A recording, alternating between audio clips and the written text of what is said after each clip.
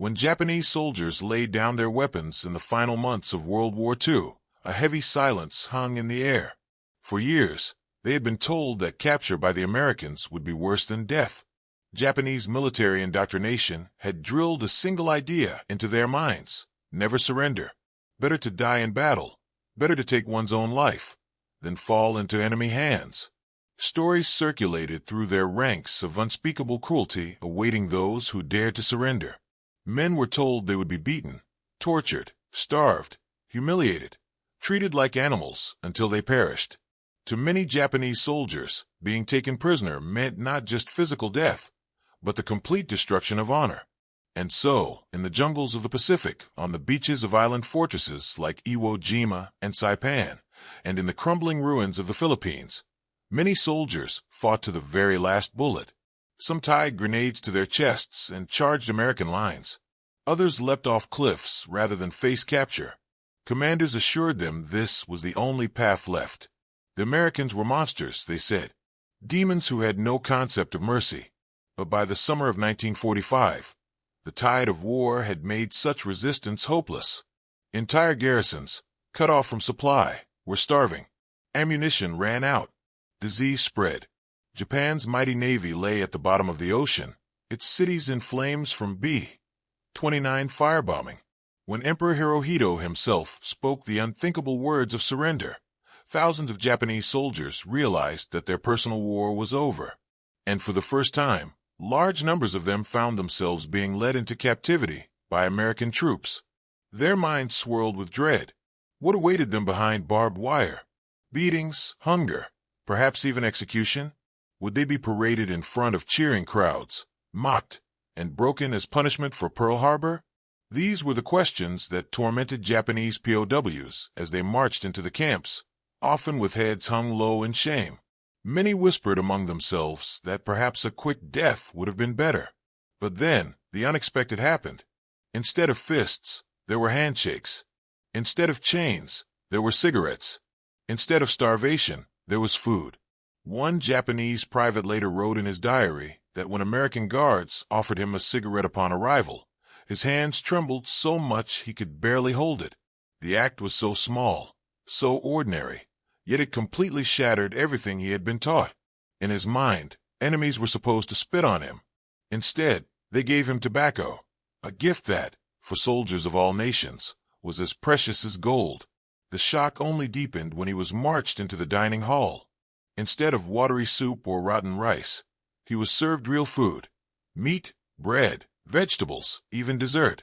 And then, to his astonishment, ice cream. Ice cream, the kind of sweet luxury most Japanese soldiers had never tasted even in civilian life, let alone expected in defeat. For many POWs, that moment, of holding a melting scoop of vanilla under the hot Pacific sun, was the instant their entire worldview cracked. How could this be? These were the same Americans who had dropped bombs on their villages, who had killed their comrades in brutal island battles. And yet here they were, treating prisoners like human beings. To understand just how shocking this was, we must return to the psychology of the Japanese military. From the very start of the war, surrender had been painted as weakness, both for their own soldiers and for the enemy. Captured Allied troops in Japanese camps were often beaten, starved, and forced into slave labor. Japanese officers considered them dishonored, and dishonored men deserved no kindness. That same brutal standard was assumed to be universal. If the Japanese treated prisoners this way, then surely the Americans would do the same to them, perhaps even worse. But what Japanese POWs discovered was that the American war machine was not just about weapons and planes and bombs. It was also about morale, psychology, and the projection of values. For the United States, showing mercy to prisoners was not simply an act of charity. It was part of the larger war effort, demonstrating that America was not only stronger on the battlefield, but also morally superior. The first days in camp were often the hardest for the prisoners, not because of cruelty, but because of disbelief. Guards offered them cigarettes, chewing gum, even Coca-Cola, and yet the men hesitated, convinced it was some kind of trick. Some refused food for days, expecting poison. Others flinched when guards walked near, bracing for blows that never came. Slowly, suspicion gave way to wonder. Perhaps surrender was not the end of dignity. Perhaps America was not the demon they had been told it was. In those moments, as ice cream melted in their mouths and smoke curled from their first American cigarettes, Japanese POWs realized they had entered a world very different from the one they had been taught to fear. And this was only the beginning. The first days inside an American POW camp were unlike anything the Japanese soldiers had imagined. After the shock of being offered cigarettes and ice cream, they began to look around and realize something even more astonishing. The camp was not a place of torment, but a carefully organized community. Barbed wire fences surrounded the perimeter, guard towers stood watch, and armed sentries patrolled regularly. Yet, inside those boundaries, life was nothing like the horror stories they had been told. Instead of constant fear, there was order. Instead of violence, there was routine. Japanese soldiers were assigned clean barracks with wooden bunks, mattresses, and blankets, far more comfortable than the caves and foxholes they had been living in during the war. Each man received new clothes, medical inspections, and vaccinations. Doctors treated wounds and infections that had been ignored for months on the battlefield. Many prisoners, weak from starvation and malaria, were stunned when American medics gave them medicine without hesitation, asking for nothing in return. For men who had been raised to believe the enemy had no humanity, this was the first sign that they had entered an entirely different world. Mealtimes became another daily reminder of this strange reality. Japanese soldiers had grown used to scraping by on meager rations, a handful of rice, perhaps a little fish or dried vegetables if they were lucky. Now, inside the camps, they were served meals that seemed extravagant. Bread with butter, meat stews filled with potatoes and carrots, eggs, fruit, and even desserts. Some camps distributed Red Cross parcels, which included luxuries like chocolate, coffee, and chewing gum. To men who had not seen such foods in years, if ever, it felt almost unbelievable. One former prisoner later wrote, "When they gave me a chocolate bar, I did not know what it was. I had heard of chocolate, but I had never tasted it. I thought it must be a trick. Yet when I ate it, the sweetness brought tears to my eyes. How could enemies feed us better than our own army had fed us?" And it wasn't just food. The POWs were often given cigarettes, a small comfort that carried enormous meaning in wartime. In Japanese culture, a cigarette was more than tobacco. It was a gesture of camaraderie, a sign of respect among soldiers. To be offered one by an American guard felt like an act of shared humanity across enemy lines. But perhaps the greatest shock of all was that they were not forced to work beyond their strength. In Japanese camps, Allied prisoners had been beaten and pushed into backbreaking labor. Here, the work assigned was reasonable, helping with camp maintenance, farming, or light construction. They were given rest days, sports equipment, and sometimes even musical instruments. Baseball games and soccer matches were organized, with American guards sometimes joining in. The sound of laughter echoing across the compound was something few POWs ever thought they would hear again. Still, many prisoners were wary. Their commanders had told them that kindness was a trap, a clever trick before humiliation and death. Some refused to participate in recreation. Others silently plotted escape, convinced this comfort would not last. But as the weeks turned into months, the evidence was impossible to ignore. No beatings, no torture, no deliberate starvation. The Americans, it seemed, were not lying. Slowly, suspicion began to erode. Japanese prisoners who once braced themselves for cruelty began to relax. Some even began to feel gratitude, though they would not dare admit it openly at first. In the privacy of letters home, when permitted, or in their diaries, they recorded their astonishment. Many wrote that they could not understand why America, so fierce in battle, would show such mercy in captivity. The answer was both practical and ideological. The United States wanted to demonstrate that its war was not one of vengeance, but of principles. By treating prisoners with dignity, America sent a message to the world. Democracy was stronger, not weaker, because it valued human life, even the lives of its enemies. For the Japanese, who had been raised in a culture of absolute obedience and brutal discipline, this was almost incomprehensible. In their system, kindness toward prisoners was seen as weakness. Yet here they were, being treated with respect by the very men they had tried to kill. One Japanese officer later admitted that the most dangerous thing in the camp was not the barbed wire or the guards' rifles. It was the realization that everything he had been told about America might be wrong. And in that realization, the seeds of transformation began to take root. What started as shock at receiving cigarettes and ice cream was growing into something far more powerful, a slow, reluctant recognition that perhaps the enemy was not the monster they had imagined. And perhaps, just perhaps, there was something in America's way of life that was worth understanding. This was only the beginning of a psychological journey that would change them forever. When Japanese soldiers surrendered in the Pacific, the expectations were as dark as the ocean trenches they had fought across. For years, their military indoctrination had warned them. Capture meant humiliation, and worse, merciless torture at the hands of the enemy. Japanese propaganda spread horrifying tales of Allied cruelty, designed to instill fear so powerful that men often chose death before dishonor.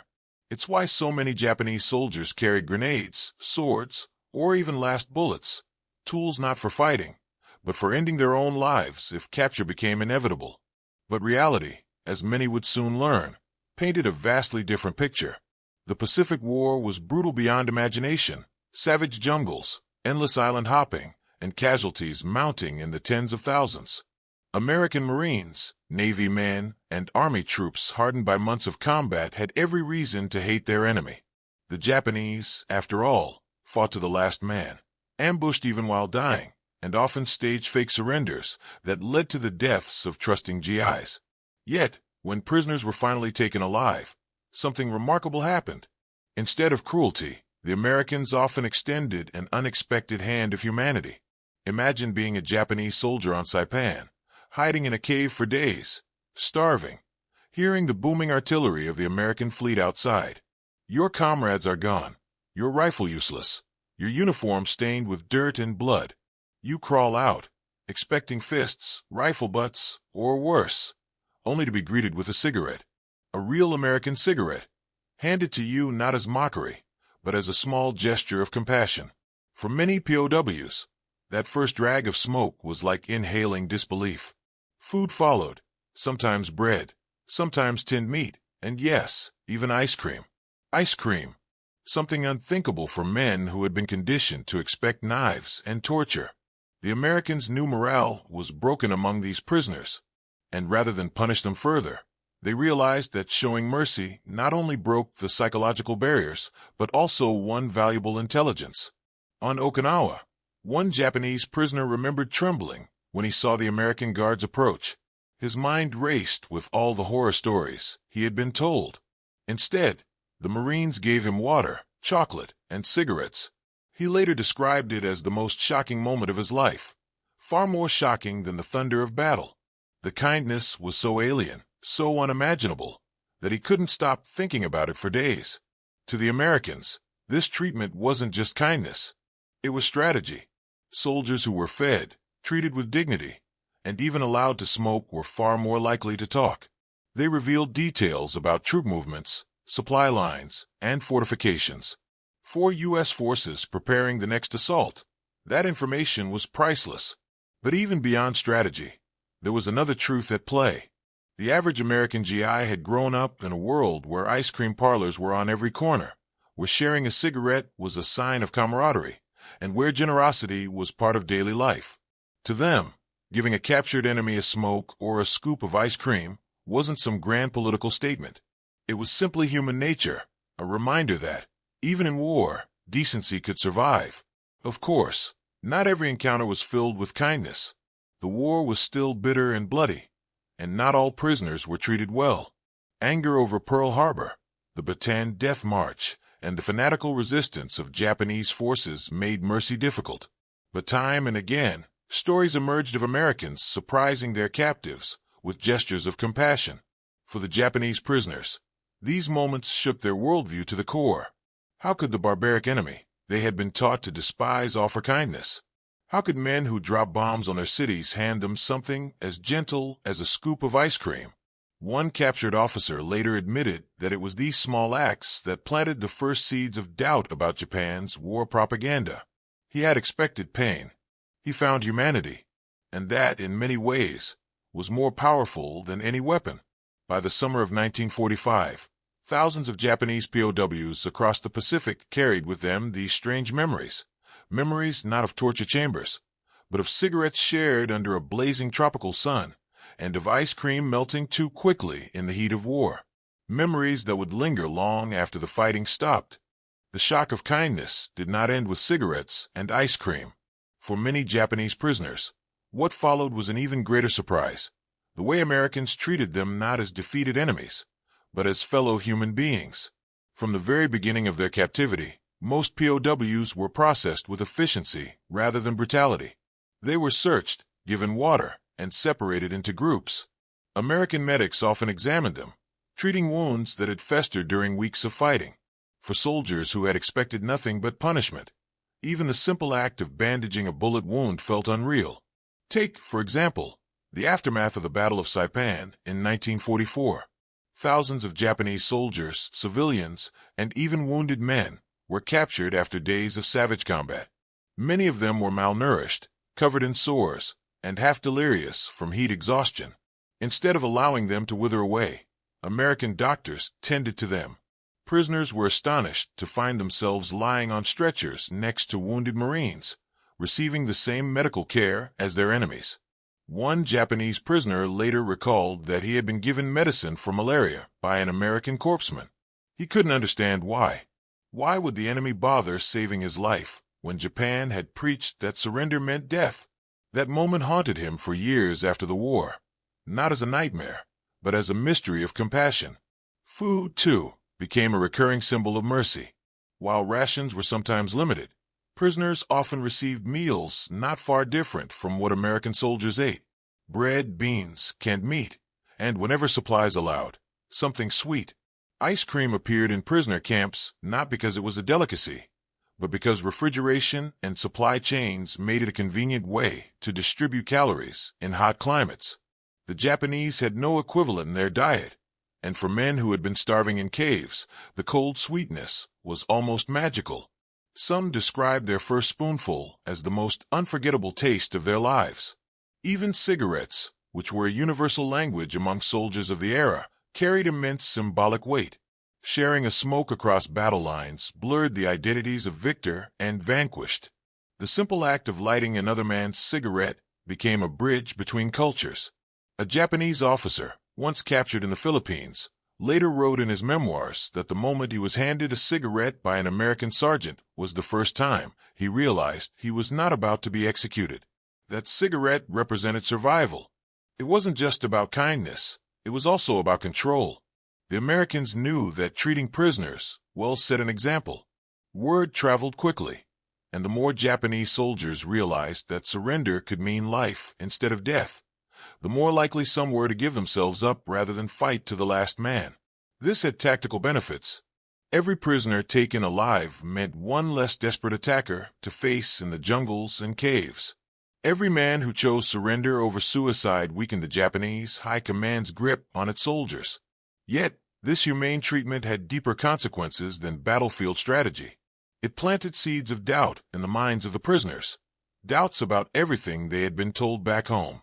The Japanese military had spent years convincing its soldiers that Americans were demons, torturers, and monsters.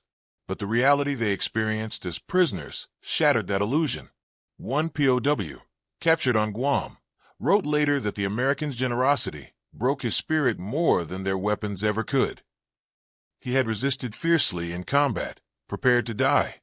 But when captured, the cigarette and food he was given dissolved the hatred that had fueled him. He felt ashamed, not of being defeated, but of having believed lies for so long. This psychological transformation was powerful. By the end of the war, thousands of Japanese prisoners were not just alive, they were quietly reassessing their worldview. Many later admitted that their first experiences of genuine kindness in captivity were what allowed them to survive emotionally, not just physically. Of course, not every story was the same. Some prisoners faced harsh conditions.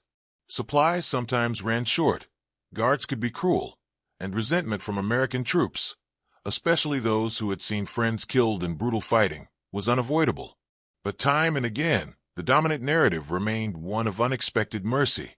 In the camps, prisoners found themselves playing baseball, receiving medical checkups, even learning English from their captors. These weren't luxuries. They were small human interactions that gave the defeated soldiers a strange glimpse into American life.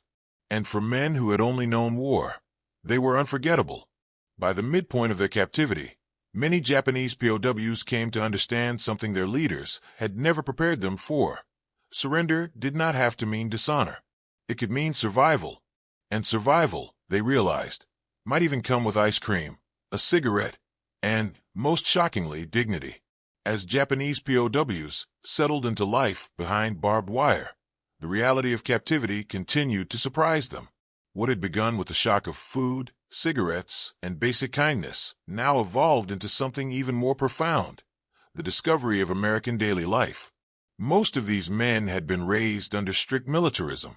From a young age, they were taught to worship the emperor, obey their officers without question, and despise anything foreign. Individual desires, comfort, or even curiosity were suppressed in favor of discipline. Yet here, in American-run prisoner camps, they found themselves suddenly exposed to a culture they had never known, and it was not the barbaric nightmare they had been told to expect. Daily routines in POW camps were designed with structure, but not cruelty. Prisoners woke early, cleaned their barracks, and lined up for meals. But instead of facing beatings or endless humiliation, they often discovered fairness.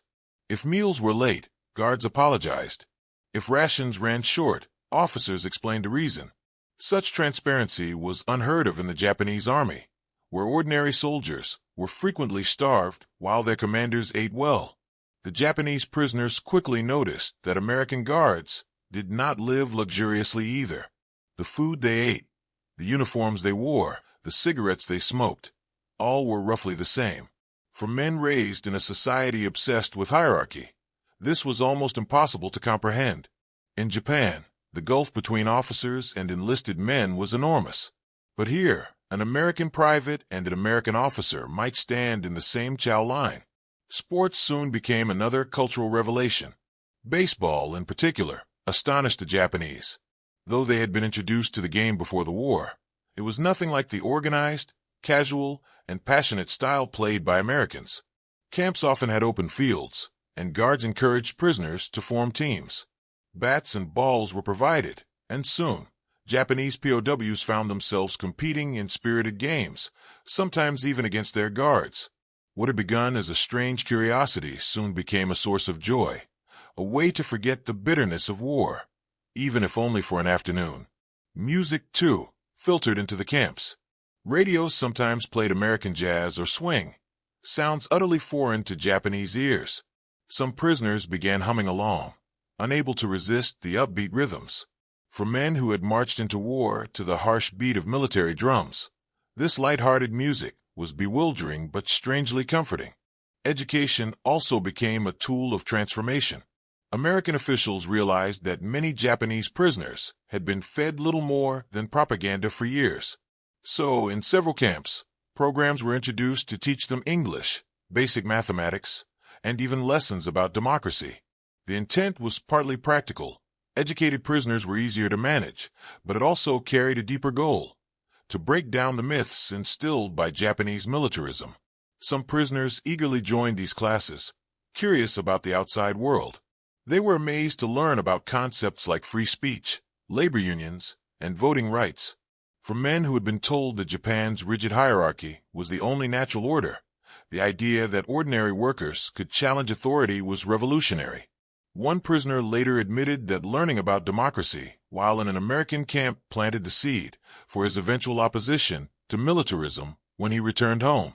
Religion offered another window into American society. Chaplains occasionally visited camps, not to convert, but to offer comfort. Some Japanese POWs attended Christian services out of curiosity.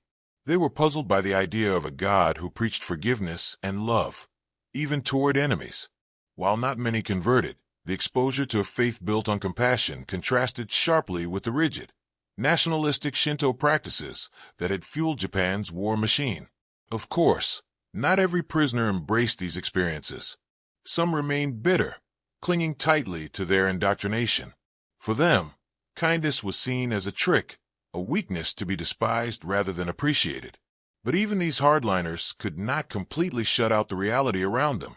They saw fellow soldiers laughing at baseball games, singing along to music, or quietly enjoying a cigarette under the shade of a tree. Slowly, even the most resistant men realized that surrender had not stripped them of their humanity. It had, in fact, returned it to them. By 1945, as the war turned decisively against Japan, the contrast between life in captivity and life on the battlefield became stark. Soldiers still fighting in the Pacific were starving, trapped in jungles, and dying for a hopeless cause. Meanwhile, their captured comrades were healthier, better fed, and often safer than they had been in the Imperial Army. It was an irony not lost on the prisoners themselves. One captured officer even joked in his diary that he had lived more comfortably in an American camp than in the Emperor's service.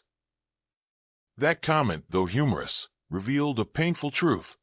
Many ordinary Japanese soldiers had been treated worse by their own commanders than by their enemies. This quiet revolution of perception was the Americans' true weapon. Without firing a shot, they were dismantling decades of militaristic indoctrination. Every act of fairness, every shared cigarette, every spoonful of ice cream eroded the foundation of hatred upon which the Japanese war effort had been built. The prisoners did not yet know it, but these small moments of humanity would have lasting consequences.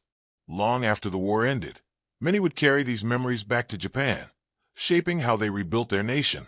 For now, though, in the quiet rhythm of camp life, Japanese POWs were beginning to understand a shocking truth.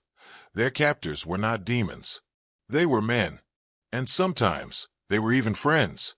By mid-1945, as the war neared its brutal climax, the Japanese prisoners of war in American camps had settled into a rhythm that felt almost surreal compared to the chaos they had once known.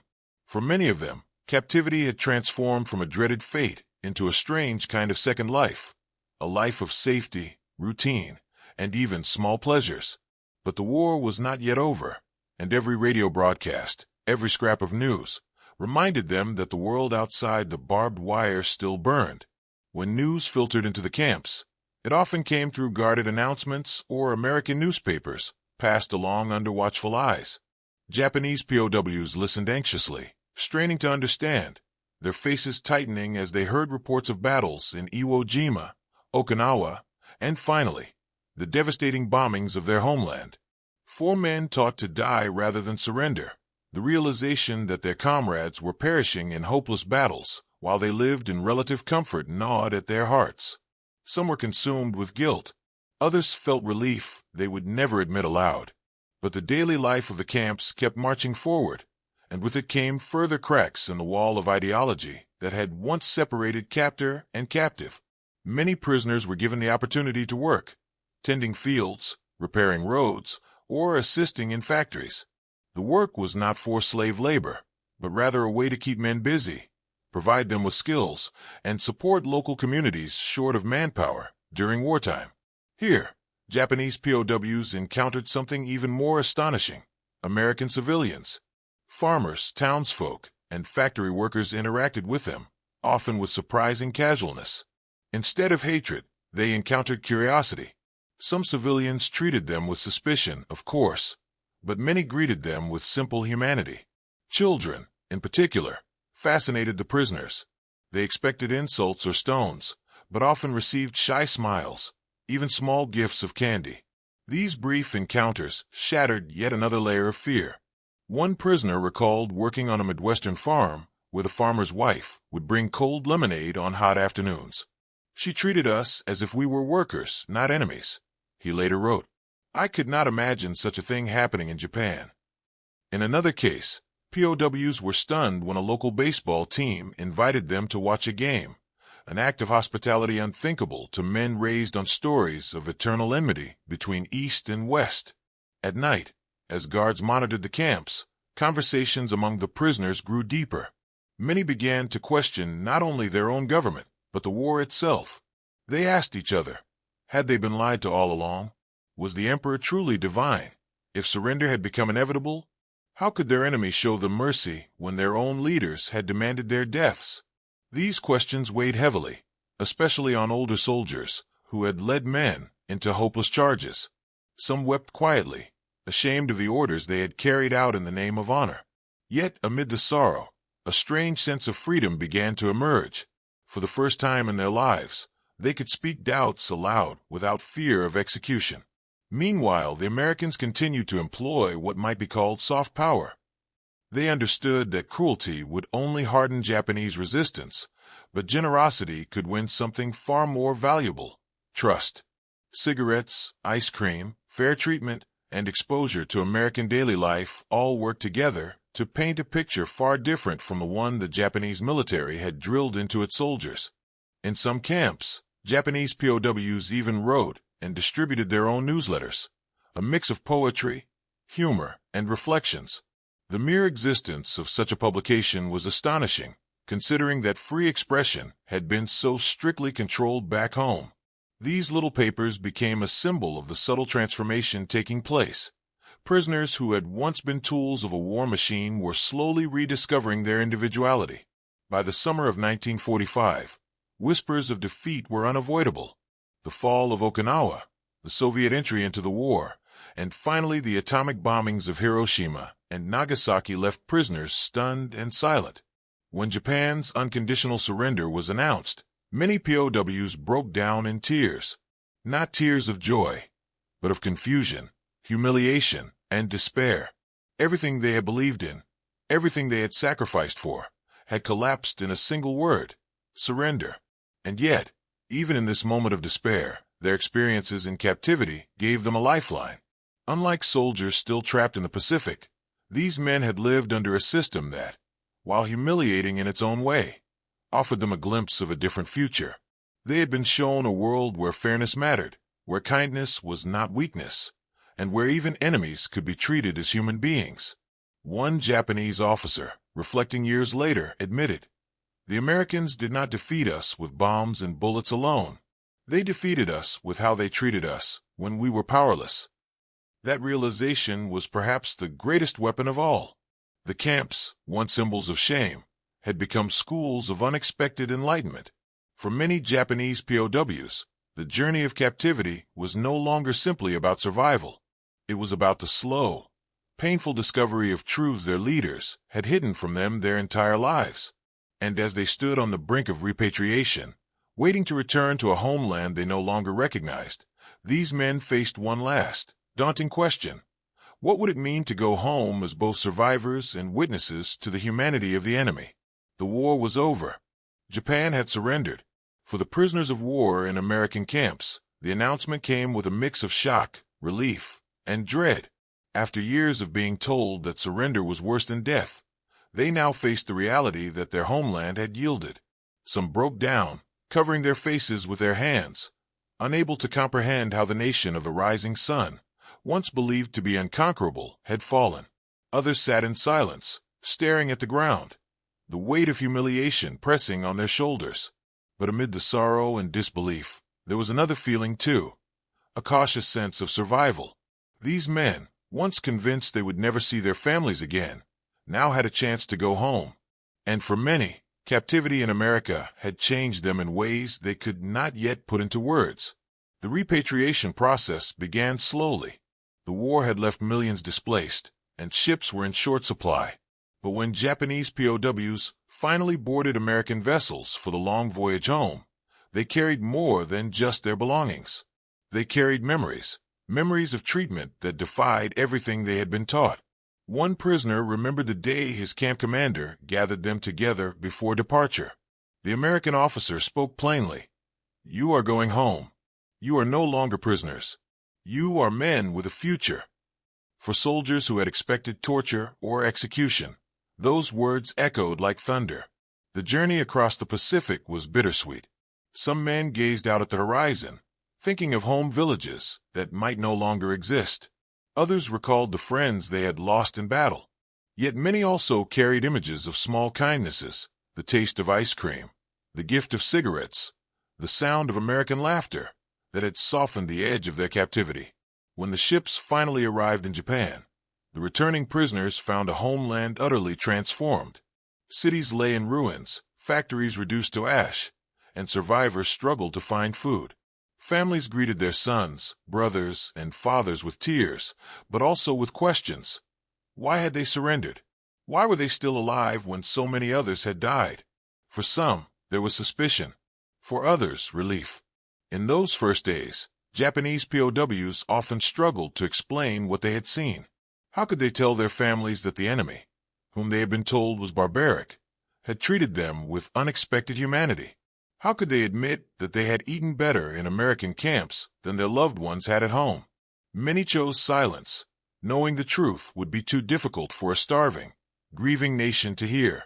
And yet, over time, the seeds planted in those camps began to grow. Men who had once worshipped death now carried a new respect for life. Some took up farming, inspired by the American abundance they had witnessed. Others became teachers, craftsmen, or even advocates for peace. Their captivity had not broken them, it had reshaped them. Historians later noted that the humane treatment of Japanese POWs was more than just a gesture of mercy. It was a deliberate strategy, one that helped lay the groundwork for a post-war partnership between two former enemies. By showing compassion instead of cruelty, America had not only weakened Japan's wartime propaganda, but also created the possibility of reconciliation. One former POW recalled, "When I returned home, I told my family that America's strength was not only in its weapons, but in its people. They fought us fiercely, but they treated us fairly. That is why they won." The legacy of these experiences endured long after the war. As Japan rebuilt under American occupation, many former POWs played quiet but crucial roles in fostering trust. They knew firsthand that the enemy was not the monster they had been taught to fear. They had lived among Americans, worked beside them, and even shared moments of joy in the unlikeliest of places, behind barbed wire. By the 1950s, when Japan and the United States began forging a new alliance, the memories of POWs helped bridge the divide. Their stories of unexpected kindness, of ice cream and cigarettes, of lemonade on farms, of baseball games and camp newsletters, became part of a hidden history, one rarely acknowledged in official accounts, but deeply felt by those who lived it. For the men themselves, the years in captivity remained a paradox. They were prisoners, yet they had been freer in some ways than they had ever been under their own military's rule. They had been defeated, yet they carried lessons of dignity and resilience. They had been enemies, yet they returned with respect for those who had captured them. As one elderly survivor later said in reflection, "I entered the camps believing Americans were devils. I left them knowing they were human beings. That knowledge changed me forever." And so, the story of the Japanese POWs is not simply one of defeat or survival. It is a story of transformation, a story where kindness proved stronger than cruelty, a story where ice cream and cigarettes became unexpected symbols of humanity in the darkest of times. For in the end, what the prisoners discovered was not just the end of a war, but the beginning of a truth that transcends all battlefields. Even in war, the way you treat your enemy can shape the peace that follows.